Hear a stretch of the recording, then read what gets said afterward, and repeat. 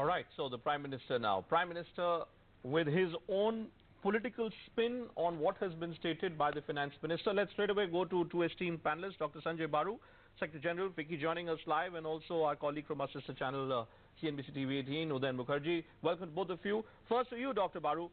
The Prime Minister says that this is a new budget for a new India.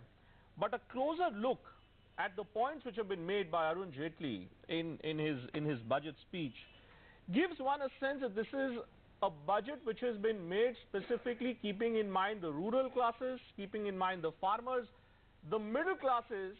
It is almost coming across as if the middle classes have nowhere else to go but the Bharatiya Janata Party. Would that be a correct assessment to look at?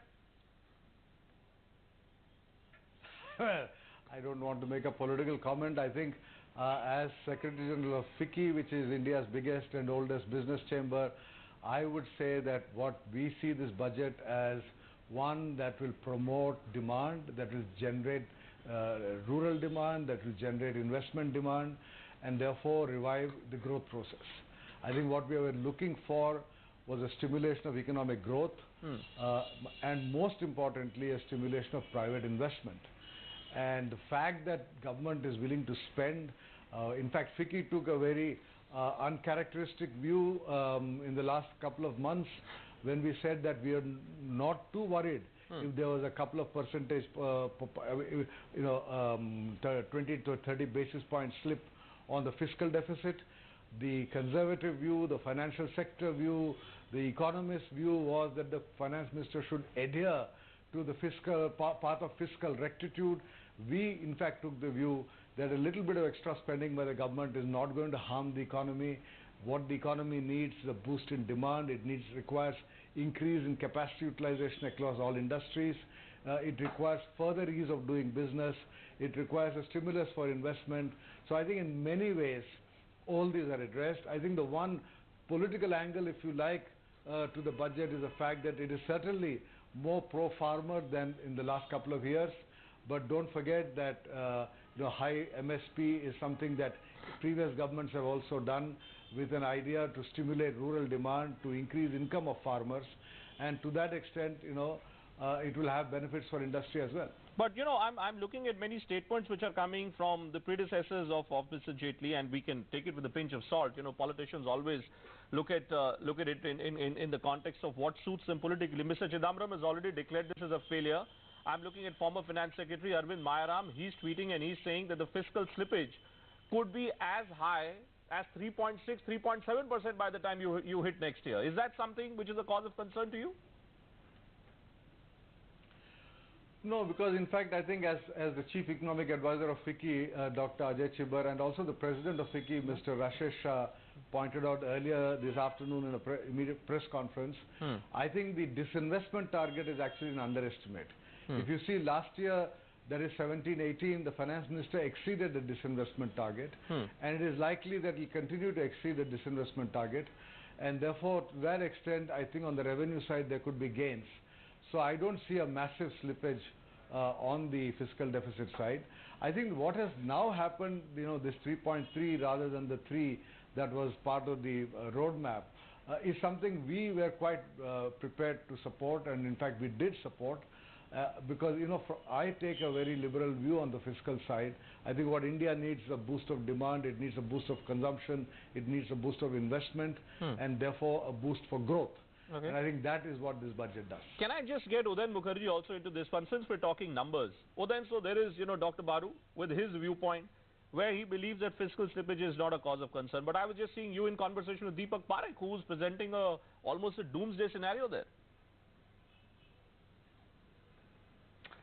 Hi Bhupen. I think this point about whether there should be more fiscal space is a judgment call that Sanjay is talking about, but it has ramifications. So rather than go into whether I should think there should be slippage or somebody else thinks there should be not, the first ramification is that interest rates will harden from here on. Already the bond yield has hardened today, and the fact that we are talking about MSP of 1.5 times production cost inevitably means that there will be inflation stoking in the year to come. Already inflation is running higher than the RBI's comfort level. So if inflation goes up and there is fiscal slippage, there is every possibility that interest rates will harden, and I fully expect that during the course of calendar 2018, the Reserve Bank will at least raise rates once, which means the era of low interest rates is over, and that has repercussions to the kind of capex and investment revival that Sanjay was just referring to. So we need to be cognizant about these things. Fiscal slippage is all very good, but it comes at a cost.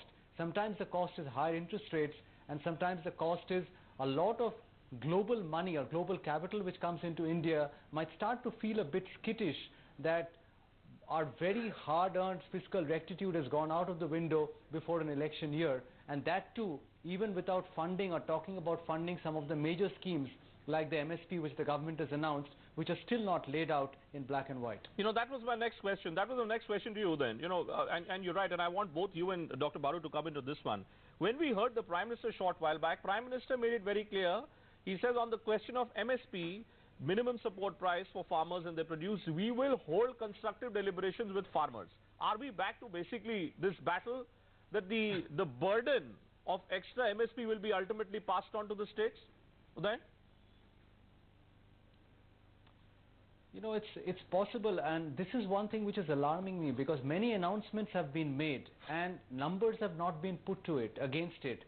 I asked the DEA secretary just a few minutes back, what is the number that you have allocated for MSP? He said it won't be too much this year because it's only the Kharif crop, which is many months away. The major impact will be in 2020, which is actually ducking the answer. We don't know what the government has allocated. You know, when asked what is the other big scheme which has come out, which is the National Health Protection Scheme, apparently for 50 crore people. Do you know what the government has budgeted for providing 5 lakhs of annual cover for 50 crore people? 4,000 crores, which means it is saying that the insurance premium for 5 lakh rupees a year is 80 rupees per person per year. I mean, how is that feasible? So, you know, many grand announcements have been made keeping the election in mind. However, if you put actual hard numbers to it, you'll probably find that 3.3% will be a tall task for 2018, unless the divestment number which Sanjay was alluding to is 1.5 lakh crores or something like that, and not 80,000 crores. To which also the government is saying that there will be no strategic sale this year other than Air India. Everything will be disinvestment of small stakes. So maybe that number will not be too much north of 80,000 crores either. So I'm a little skeptical of some of the actual numbers which will be required to support such a big expenditure program of the government which has been enunciated. You know, I want to look at the political impact in just a while now, because I think, Uday, you're making an important point, and I want to go to Sanjay Baru as well on this one. Because the more I look at what Uday is trying to suggest and what has been stated by Arun Jaitley and Narendra Modi, it appears that we are in for a round of Lok Sabha elections this year itself. Can the BJP hope? Can the BJP keep waiting? The more you wait, the more perhaps a possibility of a loss. So, Dr. Baru, where is the money coming from then? Look, I mean, we are talking about not even an hour has passed. One has to read the budget papers and documents. So you are asking for instant wisdom on the arithmetic of the budget. That's not possible. But let me tell you the logic of the budget. Because at the moment, one can only talk about its logic. Sure. I think the logic clearly is to stimulate demand. And yes, it is true that any increase in MSP will have various consequences. But don't forget, this is not the first government that's doing it. There is something called the political business cycle. I mean, in economics, we know there's a political business cycle. The year before an election, governments spend more. That is part of history of this country. I have seen MSPs being sharply increased before the 2009 election, for example. So it's clear that, you know, we are going in for an election, probably by the end of the year or early next year, and the government has to address the problem of rural distress. The fact is that there is rural distress. We have seen it in the way in which voters have voted in Gujarat. So for a government in a democracy to address these things is to be expected. Now, what are the financial consequences? How will the government actually fund this? How will we going forward deal with problem of inflation or interest rates? That is, you know, getting into greater detail, which I can't do right now. You know, give us the time to look at the numbers, to analyze the revenue budget, the expenditure budget. But at the moment, I think what I'm saying is that direction set by this budget, given 2 or 3 of our main concerns right now. What are our main concerns?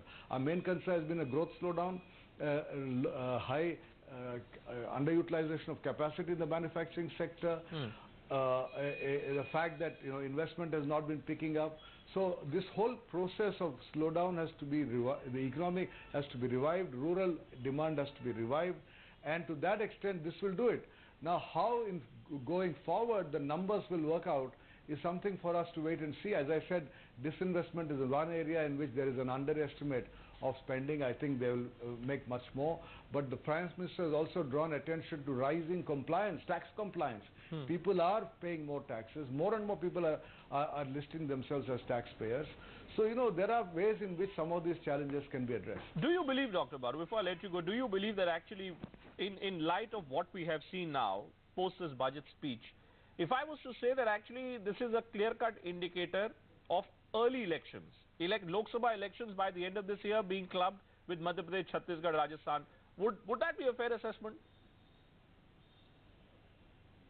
That's a political, I'm just asking your view, that's all. Mug's game, judging these things. But as I said, I think what the budget does is it certainly addresses some of the concerns thrown up in the country over the last few months, especially in the rural sector. There have been these concerns, and the budget tries to address them. Now, whether it's being done with a view to addressing those concerns or being done with a view to ensuring that votes come in if there are early elections, that future will tell. How can I tell you now? Okay, fair enough. Dr. Baru, I'll let you go. I know that you don't want to make a political statement right now because you're sitting in your capacity as Secretary General of FICCI. Be that as it may, but let me come back to you.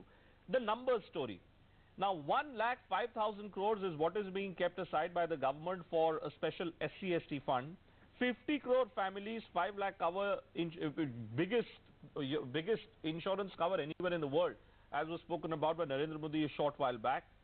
I want to know from you then, in terms of monies which have to be spent ultimately for all these schemes, are we in for maybe some more tax increase even post this budget? How is the government planning to raise this money then?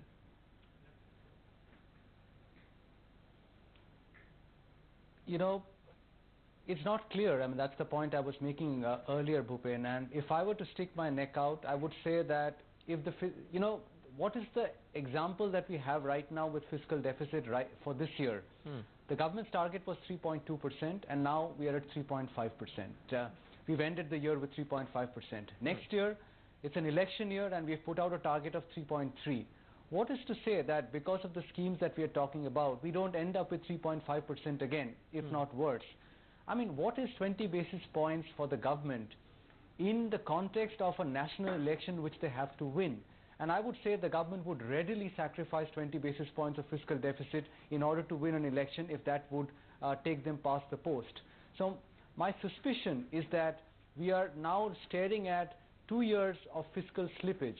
Now these are ramifications because you've seen in the not very recent past what tends to happen once the government tends to take its foot off the fiscal pedal and say, it's all right, I will get back on track once the election is won.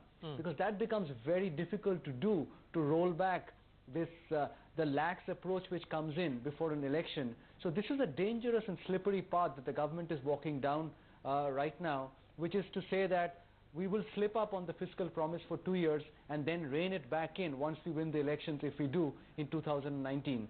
So to answer your question, we don't have the numbers which support the kind of expenditure, or some of these schemes have been underfunded, like we saw with the national health, which I just alluded to, just 4,000 crores, as we heard from the government today. So it's a mix of underfunding and probably knowing at the back of your mind that there will be some fiscal slippage this year as well. But so what? It's an election year, and the government is willing to go along with it. Now already, Uday, a word is coming out that the diesel and petrol prices have been reduced by 2 rupees each. At least that's the word in Delhi. I'm sure it will be different in different parts of the country. But if this is how we are going to proceed, Karnataka goes to polls now. By the end of the year, you'll have these other states. My straight question is that, do you believe the government stands to benefit more by maybe cutting its losses and going in for elections this year itself? The more you hold on, if you were to have elections next year, as you're rightly pointing out, who knows what the fiscal position will be? Now let me start answering this question from the first part of your question, the petroleum subsidy. The number which has been allocated by the government is 25,000 crores, which is exactly the same as the number which was allotted last year. Crude prices have gone up to $70. Last year the assumption was much lower.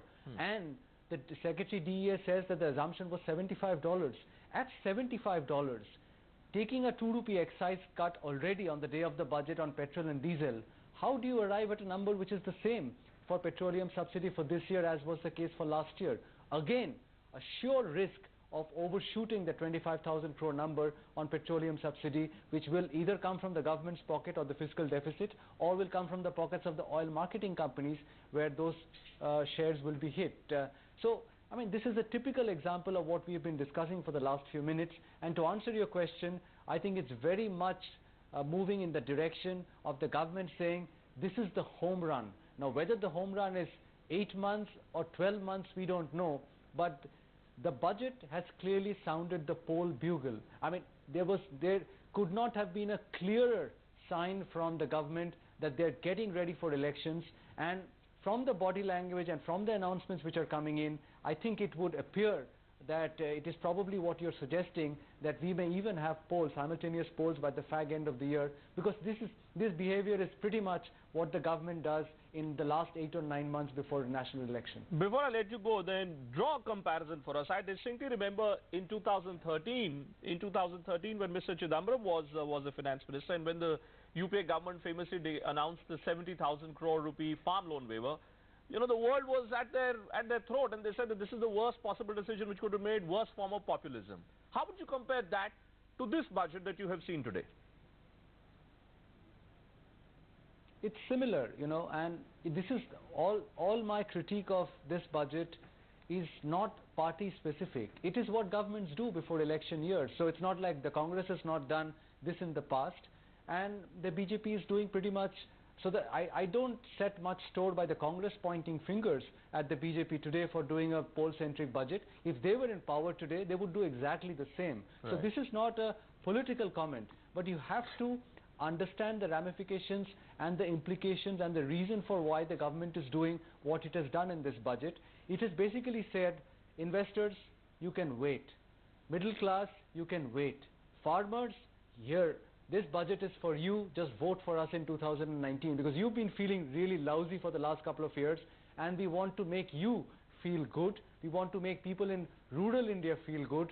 The middle class and investors and all of that, and corporate India, which did not get its corporate tax cut, will have to wait and be patient. But this budget was not about them. This budget was for more than 50% of the population, which had shown clear signs of being disaffected by this government in the recent Gujarat elections, and the government had to put that right, and that is what it sought to do in this budget. So as long as we see a spade for what it is, I mean, that is what the budget is. This is not a politically partisan comment at all. All right, Udayan Mukherjee, thank you so much for joining us and sharing your thoughts with us. Let's slip into a short break. I think Udayan has summed it up well, that the government's message is very clear. If you're earning good money, if you're earning reasonable money, then you must be ready to contribute to the cause of nation building, whether it's more tax towards more cess towards education, whether it is more tax if you were an investor in stock markets. If you have the money, you should be prepared. You should be prepared to contribute to nation building. Let's do a short break. Return with lots more on the other side.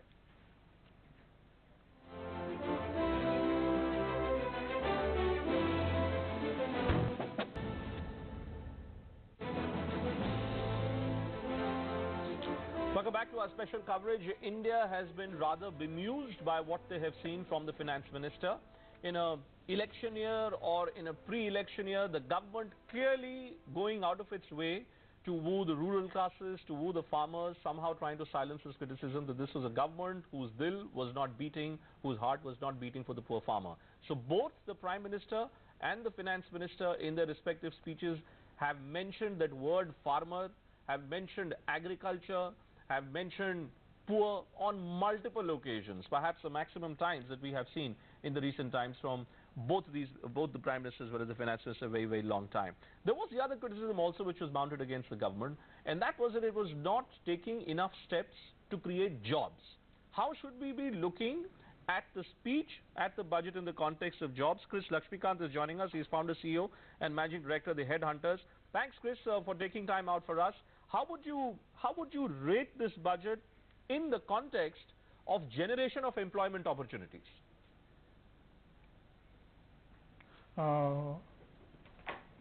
Bhupen, two, three things. One, first is take the budget. The budget, as everybody says, is pro-farmer. The middle class have not benefited. At least the working middle class have not benefited. This is what all my friends are saying when they knew that I'm coming to the studio. But if you look at it in terms of jobs, I will say that the job scene has changed dramatically in the last 3 months. From November onwards, the job market has improved. There are a couple of indications which I would like to share. Yes. One, you take the Naukri, which is the biggest job portal in India. The number of jobs posted on Naukri has gone up by 20%, maybe 25%. This is proved by other job portals like Monster and so on. Second is, if I was in a meeting last week with some SMS, it's called Lagu Udyog. It's an all India organization across India, and it is a 25-year-old organization in Karnataka. I met entrepreneurs from 10 crore business to 1,000 crores business, and all of them seem to be optimistic about what is happening.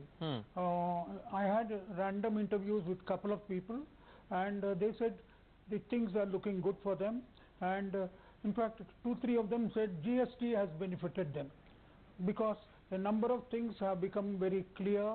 The level playing field has come. No, so are you saying, Chris, my question is, the Prime Minister was speaking about it, and the Prime Minister was saying that the schemes which have been announced by the government, the kind of infrastructure push which they're trying to give, according to the Prime Minister, will generate more employment opportunities. Now, I'm just trying to compare this budgetary speech with the previous year's budgetary speech. There's always a lot of commitment, but somehow when it comes to actual job creation, actual employment creation, it doesn't happen. Are you sensing anything different this time? Yeah, Bhupen, talking about it, if you look at the budget, they were talking about roads, 9,000 kilometers of roads being constructed last year, the year ending March. Now, one of my clients is in Eastern India. They make road building machinery. I was with them sometime in September of last year. They said the orders book they have, which they have received in August and September, is equivalent to what they got for 1 year, the previous 1 year. That means they have been getting orders, and those orders get converted into equipment. Equipment needs people to run to make the roads. So jobs are being created. There is a job lag in the sense the information lag is there. In fact, nobody has accurate figures of That's been a criticism for a while, that we don't really have accurate data. But I just want to go to VM Singh as well. What I can tell you is the sentiment. Sentiment, yeah. But that's what I'm trying to argue. Sentiment, but that's what I'm trying to argue, sir. That's what I'm trying to argue. That the sentiment may have improved. Sentiment may have improved, but is this sentiment leading to actual change on the ground? That is my fundamental question. VM Singh is convener Rashtriya Kisan Mazdoor Sangathan. That may be the, if we are going by Naukri.com figures, one moment, Chris. If we are going by Naukri.com figures, the sentiment has improved. Let's look at actual ground reality. What's happening in rural India? What's happening as far as the farming sector is concerned? Let's even take the jobs at the same time. In the rural, you take a village or take the entire spectrum. Even if they have done their graduation, engineering or whatever, they don't get jobs. Ultimately, they have to go back to the land, which they are not interested in. Farming is not a good preparation at all. They're leaving farming. If farmers actually get a minimum support price, which is good, if they can make some money, it will lead to employment. It will lead to employment there. So when the government, therefore, when Narendra Modi said that I have now increased the MSP by 1.5 times, by 1.5 times, and he said that I'm going to hold consultations with the state governments, do you believe that, is it good enough to bring back the people to farming? I'll just give you one small example in Uttar Pradesh. I work for the sugarcane farmers, as you know. There are 50 lakh families there. Now, if the rate is going to increase from 300 rupees to 425 rupees, and you get the money immediately, then at least 50 lakh boys will go back into employment there, who are running out of the outer villages now. They're coming to the Shahar. They get nothing here. They go. 50 lakh people are going to be employed there. They don't need a job anywhere else. You know, Jayji, I'm looking at the funds. So I'm trying to put a context to the commitments which have been made by the government. So the government says we will create an additional fund of 1,05,000 crores for SC/STs. Government says we will provide insurance cover to the poorest of the poor 50 crore families, and now word is coming out that they want to do it across India. So we'll have to wait and watch out for that. But do you believe that these kind of moves which are made by the government, does it actually create a culture of existence on the basis of mere subsidies, government dole-outs, which exactly was being objected by Prime Minister Modi when he was in opposition? I think if you look at the nuance of what has been said, it has not said that the trillion rupees earmark for SC/STs will be simply given away as entitlements. If you look at, just step back and look at the economics of the budget, the current issue, the key issue that we were looking at was the famously said the dual balance sheet problem, the twin balance sheet problem of both the banks and the corporate sector being stretched. And therefore, where do we get the demand from, where do we get the growth from, and where do we get the jobs from? Unless the government steps in and steps up the public spending, it will not happen. And which is where you see a large amount of public spending being earmarked. But the lag by which that public spending actually has an impact on the economy is quite significant. So if I start building a road now, by the time the money hits the ground and job gets created, at least a year and a half will pass away. Which is where issues or steps like increasing the MSP by 150% of the cost price. Now the question is, what cost are we talking about? Is it the C2 cost or A2 cost? But I'll leave that debate on the side. The point is the velocity at which the government spending must hit the ground is, I think, demonstrated through some of the schemes that have been earmarked over here. So increasing the MSP and providing many of the social security network, safety net that is needed becomes very critical, because one of the reasons why, one of the biggest reasons why people slip into poverty is healthcare cost. And it's not just healthcare which is subsistence healthcare, but quality healthcare. And therefore, it's not a 30,000 rupee insurance we're talking about, it's a 5 lakh rupee insurance. Similarly, when we're talking about education, it's not just another education, another school, but Eklavya schools at the same level as Navodaya schools. So therefore, what are we talking about, Dr. Bose? Before I take a break, you know, when the UPA was in power, these were exactly the sentiments which are always expressed, that we are trying our level best, but what to do, the system is not allowing us. Now, are we 4 years into Modi Sarkar? Are we saying the systems which were supposedly delivering the goods are not delivering the goods? You know, Bhupen, if you recall 2013, they did all this stuff, yet they lost. Why did they lose? Because the problem is that whatever policy you may announce, to make a real impact at the grassroots level, to people actually feel that they are actually getting better off, that takes a long time. There is also implementation problems. Look, none of this healthcare, which is really pathetic in India, pathetic. We spend far too little on health. The fact of the matter is that this kind of scheme would be wonderful if they actually announce an allocation. No, and also want to say that you look at the plight of existing government-backed healthcare systems now. Exactly. You look at the state of government hospitals now. We've seen what's happening in Gorakhpur. We've seen what's happening in parts of Maharashtra. So what does it mean on the ground, Bhupen? That's my point. That is the point, is that what is the real impact of all these things you say in Parliament in a budget speech? Yashwant, one more. I know you want to come in, but you know, I'll just take a small break. When we come back, there is the actual impact, the real reasons why the NDA government has gone out of its way to woo the rural voters. There is a reason for that. And Yashwant Deshmukh is going to give us a very, very clear picture of why the BJP needs to implement the commitments that they have made now and perhaps do much, much more. Why am I saying that? Yashwant Deshmukh will give us a straight analysis on the other side of the short break.